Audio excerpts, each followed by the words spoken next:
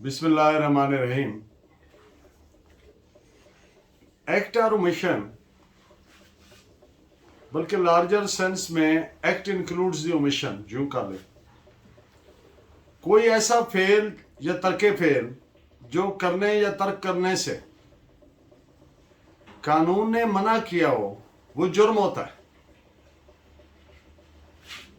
यानी एक्ट और omission prohibited by law is an offence, आप जानते हैं। लेकिन वही एक्ट, बाज सूरतें ऐसी हैं, एक्सेप्शंस ऐसी हैं कि अगर उनमें आता हो तो वो जुर्म नहीं बनता। जिनमें से एक पागलपन भी है, अनसाउंडनेस ऑफ माइंड भी है। कि अगर एक आदमी जिसका ज़हनी तवाज़ुन ही ठीक नहीं है, ज़हन ख़राब है, ज़हन की 101 बीमारी है, उनकी वजह से वो अनसाउंडनेस ऑफ माइंड का शिकार है, तो अगर उस कैफियत में अगर कोई आदमी जुर्म करेगा, ऑफेंस करेगा which is prohibited by law, act करेगा which is prohibited by law, तो वो ऑफेंस नहीं बनेगा। This is provided by section 84 of the PPC, और तमाम एक्सेप्शंस प्रोवाइड किए हैं इकट्ठी एक जगह पे by chapter 4 of the PPC. आज के टॉपिक में प्राइमरीली हम ये डिस्कस करेंगे कि एवेल्युएट कैसे करना है अनसाउंडनेस ऑफ माइंड को, उसका हिसाब कैसे लगाना है। अब सेक्शन 84 ने अनसाउंडनेस ऑफ माइंड के एक म्यार मुकर्रर कर दिए। वो म्यार क्या है कि अगर कोई शख्स खराबी ज़हन की वजह से की हालत में कोई ऐसा एक्ट करता है जिसके नतीजा को, कॉन्सिक्वेंस को वो समझने के काबिल ही नहीं है, इनकैपेबल टू अंडरस्टैंड है, या वो ये भी नहीं समझता कि ये एक्ट उसका सही है या गलत है, गैर अखलाकी है या गैर कानूनी है, तो फिर वो जुर्म नहीं है। ये सेक्शन 84 का प्रेस्क्राइब्ड मेयार है। अब किसी शख्स को एग्जेनरेट तब किया जाएगा, बरीउल जिम्मा तब किया जाएगा इल्जाम से इस सेक्शन के तहत जब वो इस मुकर्रर शुदा मेयार पर पूरा उतरेगी, अनसाउंडनेस। तो ये इसको एवेल्युएट कैसे करेंगे, इसका हिसाब कैसे लगाएंगे कि ये उस मेयार पे पूरा उतरता है कि नहीं। तो मैं बुनियादी 5-6 असूल इस ज़िमन में, जो कोई 1.5 सदी के एक्सपीरियंस से का निचोड़ है, वो आपके सामने रखता हूं कि ये चीज़ें अदालत एवेल्युएट करते वक्त अपने ज़हन में रखेगी। तो फर्स्ट ऑफ ऑल इज, अगर मुलजिम कोई स्पेसिफिक प्ली लेता है, आप जानते हैं जब मुलजिम कोई स्पेसिफिक प्ली लेता है, खास प्ली लेता है, तो उसको बोलते हैं डिफेंस प्ली। अब वो प्ली ऐसी है कि जो एक्सेप्शन में फॉल करती है। प्ली अवेलेबल भाई है, प्ली सो मेनी प्लीज है, माइनॉरिटी है, नाबालिग था वगैरह वगैरह, तो उसकी बुनियाद पर वो एक्सोनरेशन क्लेम करता है कि मुझे बरी कर दें, मेरा तो ये एक्ट जुर्म ही नहीं बनता। इस खास प्ली की हद तक उन एग्जिस्टिंग फैक्ट्स एंड सर्कमस्टांसेस को प्रूव करना जो इस प्ली को साबित करते हो, तो ये मुलजिम पर लाजमी हो जाता है। नंबर 2, कता नजर इस बात के मुलजिम स्पेसिफिक प्ली को साबित कर सकता है या नहीं, या वीकनेस ऑफ डिफेंस प्ली है, कता नजर इस बात की वीकनेस है प्ली की, या साबित कर ही नहीं सका, या जौन से भी सूरत, प्रोसिक्यूशन को इससे कोई फायदा नहीं पहुंचेगा। प्रोसिक्यूशन पे जो ओनस है, जो बार है, to prove its case beyond any shadow of doubt, वो वैसे का वैसा ही रहेगा, भले डिफेंस प्ली बिल्कुल साबित ना हो सके, झूठी साबित हो जाए, कंकॉक्टेड साबित हो जाए, खुद साख्ता, प्रोसिक्यूशन को इसका कोई फायदा नहीं होना। उसने उसी तौर से पाबंद रहना है अपनी प्ली को साबित करने के लिए जैसे कि डिफेंस प्ली ली ना थी। अगर सारी एविडेंस को सामने रखें और अदालत की ये फार्मूलेट हो रही है ओपिनियन, इस नतीजा पर पहुंच रही है अदालत की, ये राय बन रही है कि इस बात का माकूल इम्कान है, रीजनेबल पॉसिबिलिटी एग्जिस्ट करती है, किस बात की, कि ये जो डिफेंस प्ली ली है मुलजिम ने, ये सच्ची मालूम होती है, या ये कि एविडेंस जो रिकॉर्ड की गई, इस एविडेंस से एक और फैक्ट बड़ा खुल के सामने आ रहा है कि मेंजरिया की एग्जिस्टेंस जो है वो मशकूक है। गिल्टी माइंड, मेंजरिया आप जानते हैं गिल्टी माइंड, तो जब तक माइंड गिल्टी नहीं है एक्ट गिल्टी हो नहीं सकता। सादा बात यह है कि गिल्टी माइंड के बगैर एक्ट जो है वो जुर्म नहीं होता, सिवाय चंद स्टैट्यूटरी ऑफेंसेस के। तो जब इस तरह के शुकूक शुबहात पैदा हो जाए तो फिर ऐसी राय जो अदालत की बन रही है तो वो रिएक्ट करेगी प्रोसिक्यूशन केस पर, किस सूरत में, शक की सूरत में। और आप जानते हैं कि जब एक डाउट पैदा होता है तो उसका फायदा मुल्जिम को दिया जाता है, शक का फायदा मुल्जिम को दिया जाता है। इस पे पूरा एक लेक्चर करेंगे तसल्ली से, क्योंकि ये बड़ा बेस्ट टॉपिक है। नंबर 4,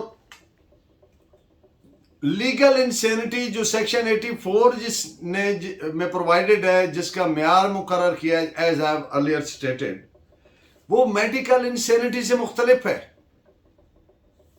लीगल इंसेनिटी ये है कि अगर मुल्जिम जो क्लेम कर रहे हैं कि मेरा दिमाग खराब था बवक्ते इर्तिकाब फेल, तो उसके लिए लाजिम है कि उस वक्त उसकी जो कॉग्निटिव फैकल्टीज थी, यानी ज़हन की वो सलाहियतें जिनसे पता चलता है कि ये एक्ट सही है या गलत है, गैर कानूनी है या गैर अखलाकी है, कॉग्निटिव फैकल्टीज वो इंपेयर हो चुकी थी, बिल्कुल खराब थी, और वो इस काबिल ही नहीं था कि वो तमीज कर सके कि ये दुरुस्त है या गलत है। तो ये लीगल इंसेनिटी है। बल्कि यहां तक कि अनकंट्रोलेबल इंपल्सेस, काबू कंट्रोल ना की जा सकने वाली इंपल्स जो उकसाहट होती है, या इनसेन डिल्यूजन्स, वो पागलपन के जो मुगालते पड़ते हैं, शराब होता है, मुगालता होता है। बल्कि यहां तक कि partial derangement of mind, derangement लफ्जी माने होता है दरम बरम होना, यानी जुज़वन दिमाग का दरम बरम होना, या eccentricity, abnormality of mind, eccentricity बेकायदगी, या सिंगुलरिटी ऑफ मैनर, तौर अतवार अंदाज, इस तरीके से बिहेव करना। सिंगुलरिटी लिटरली मीन्स नदामत, यानी पागलपन के दौरान मुल्जिम बार बार कोई ऐसा कहता है मैं बहुत गुनहगार हूं, मैं जहन्नम में जाऊंगा, मैंने ये किया, मेरी सिंफुल लाइफ है, नदामत जिससे आ रही है, सिंगुलरिटी ऑफ मैनर जाहिर हो रहा है। तो इस तरह से ये लीगल इंसेनिटी फार्मूलेट नहीं होती इनसे, जब तक कि उसमें आर पे ना हो कि तमीजकारी न सके, अपने एक्ट के नतीजा को समझ सकने के काबिल ही ना हो, इनकेपेबल हो जाए, फिर लीगल इंसेनिटी की बुनियाद हो सकती है। मेडिकल इंसेनिटी की ये सारी बुनियादें हो सकती हैं, किसी मेडिकल के जो रिसर्च स्कॉलर है उसके लिए ये हो सकती है इंटरेस्ट इसमें, to find out the abnormality for purposes of treatment, etc. अगर रिकॉर्ड पर आई शहादत से एक्ट जो है, जो अलेजेड एक्ट है, वो प्री प्लान्ड, सोचा समझा, डिजाइंड एक्ट मालूम होता है, या ऐसा लगता है शहादत से कि वकूआ के फौरन बाद एक फैक्ट सामने आया कि जब वकूआ हो गया, इर्तिकाबे फेल हो गया, तो जब मुलजिम को पकड़ने की कोशिश की तो उसने बहुत रेजिस्ट किया और फरार होने की कोशिश की, तो फिर ये लीगल इंसैनिटी में नहीं आएगा। रेजिस्ट करना और फरार होने की कोशिश करना इंडिकेट्स, कनोट करता है, दलालत करता है इस चीज की कि he was capable to understand the consequence of his act. वो क्यों रेजिस्ट कर रहा था, वो क्यों भागना चाह रहा था? क्योंकि वो अपने एक्ट के नतीजा को समझ रहा था। अब एक और बात, नंबर 6, छठा असूल फॉर एवेल्युएशन ऑफ इंसैनिटी। जब क्रिमिनल एक्ट, मुजरिमाना फेल, केस के हालातों वाकयात से बगैर शक व शुबा साबित हो रहा हो, इतनी ठोस शहादतें आ जाए, फैक्ट्स इस तरह के हों मुकदमे के, तो इवन ऐसी सूरत में मोटिव यानी वजहनात भी इररेलेवेंट फैक्ट ही हो जाता है, वो कोई इतना रेलेवेंट नहीं रहता। इन 6 असूलों पर आप 2 जजमेंट्स नोट फरमाएं जिनमें ये कंफर्म हुई हैं। First is PLD 1962 Dhaka page 467 and PLD 1963 Karachi 1034। Absence of motive, अगर वजहनात नजर ही नहीं आ रहा, एब्सेंस है, एब्सेंट है, मौजूद ही ना है, तो सेक्शन 84 के गिवन क्राइटेरिया, प्रेस्क्राइब्ड मेयार जो है, उसके हिसाब से ये तयन करने के लिए मोटिव या स्ट्रांग मोटिव की बाबत दीगर जो facts and circumstances of the case हैं, उन सबको उसके साथ मिलाकर देखा जाना भी एक रेलेवेंट फैक्ट है, ताकि मुलजिम की जो डिफेंस प्ली है इंसेनिटी की, उसको एसरटेन किया जा सके, डिटरमिन किया जा सके कि वो दुरुस्त है या नहीं है। इस पे आप सुप्रीम कोर्ट का जजमेंट नोट करें, AIR 1964 supreme court 1563। Epileptic insanity के दौरान, यानी मिर्गी की वजह से जो दिमाग की खराबी पैदा होती है, उसका अटैक हुआ, मुलजिम ने बिला इश्तिहार, कोई ऐसी चीज नहीं हुई जिससे मुलजिम को इश्तिहार हो सॉरी और बगैर मोटिव के, बगैर किसी वजहनात के अपनी वालदा को कत्ल कर दिया। जो नेचर ऑफ द क्राइम है, वकूआ की जो नौइयत है और subsequent conduct of the accused after the occurrence, वकूआ के बाद जो मुलजिम का रवैया है, उससे जाहिर ये होता है कि मुलजिम इंसेन इंपल्स के जेरे असर था, यानी वो उधर ही बैठ गया, यानी वो नॉर्मल बैठा था, उसने भागने की कोशिश नहीं की, जुर्म छुपाने की कोशिश नहीं की, वगैरह वगैरह। तो ऐसी सूरत में अदालत ने करार दिया कि यह मुलजिम इंसेनिटी की इंपल्स के जेरे असर था, लिहाजा ये सेक्शन 84 के बेनिफिट का हकदार है। This is reported as AIR 1960 Kerala 24। जो मेडिकल एक्सपर्ट यानी डॉक्टर की जो ओपिनियन है,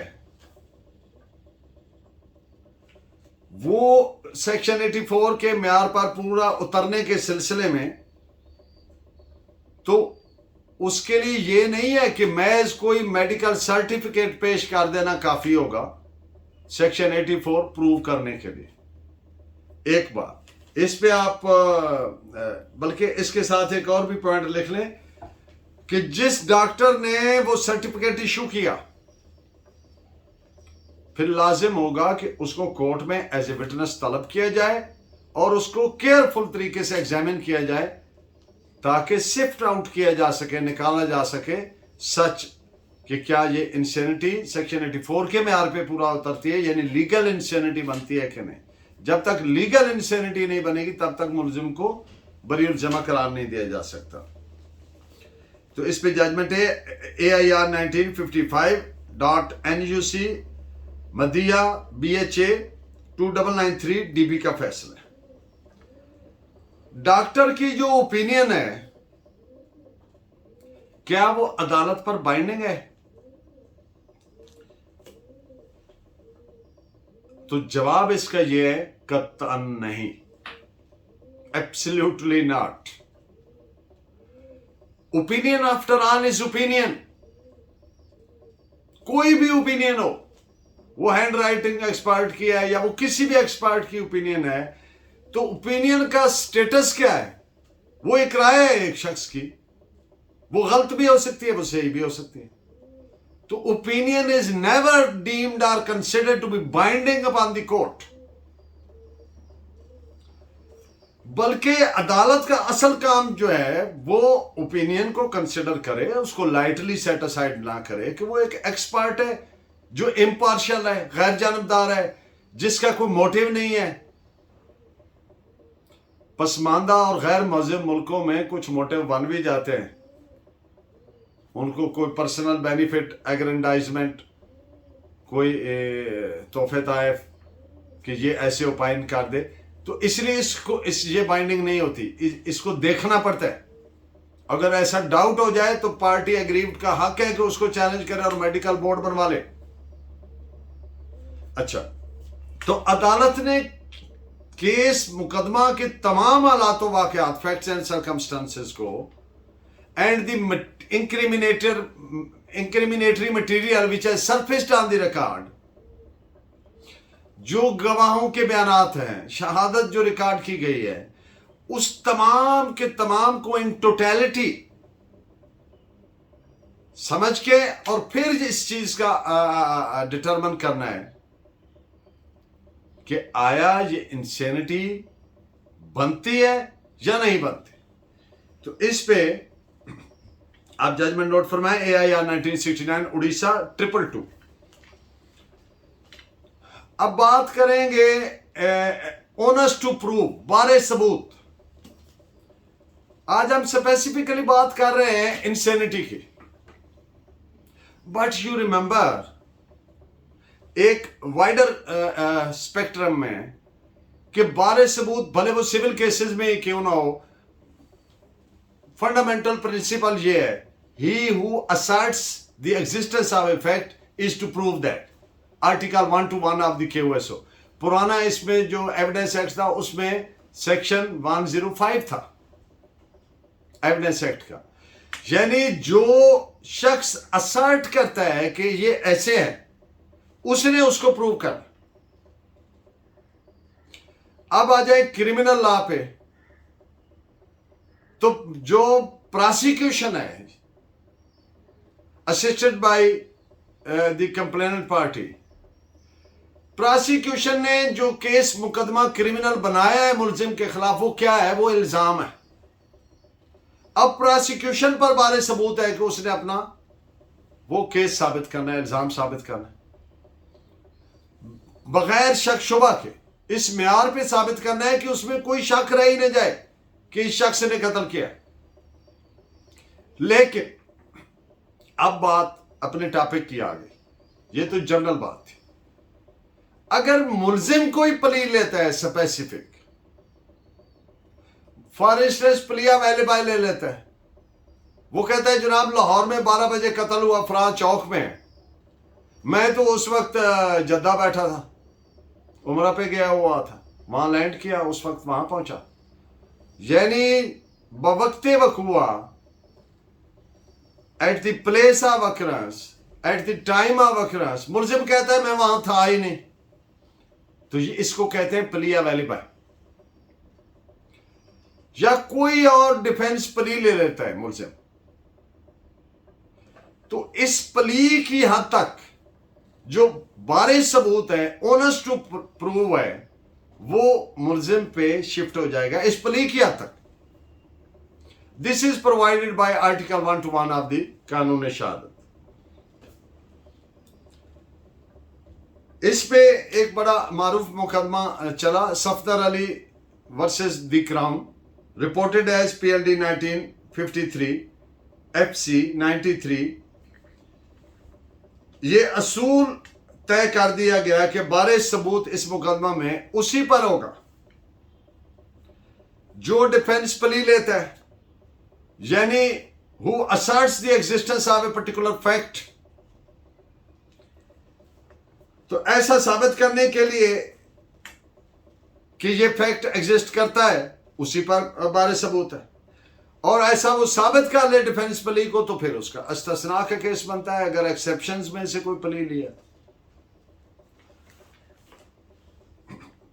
लेकिन एक और बात, डिफेंस प्ली को मुलजिम साबित नहीं कर पाता या डिफेंस प्ली कमजोर होती है, तो प्रोसिक्यूशन को at the cost of repetition में अर्ज कर रहा हूं, प्रोसिक्यूशन को इसका फिर भी कोई फायदा नहीं होगा। प्रोसिक्यूशन अपनी bound duty to prove its case beyond shadow of doubt, उससे बरी उलझमा नहीं हो सकती।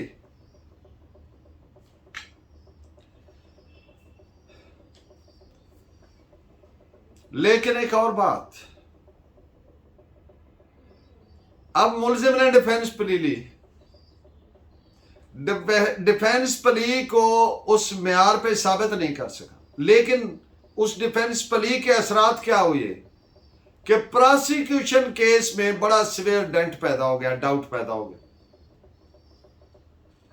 तो अदालत ने,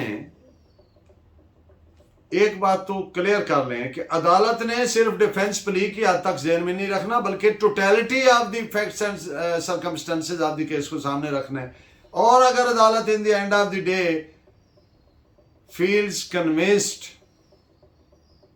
कि ये जो डिफेंस प्ली है it rings true, reasonable possibility of its being true, इस पे कन्विंस हो जाए कोर्ट, तो ये क्या पैदा हो गया, अब साबित नहीं हुई, रीजनेबल पॉसिबिलिटी है, तो डाउट पैदा हो गया।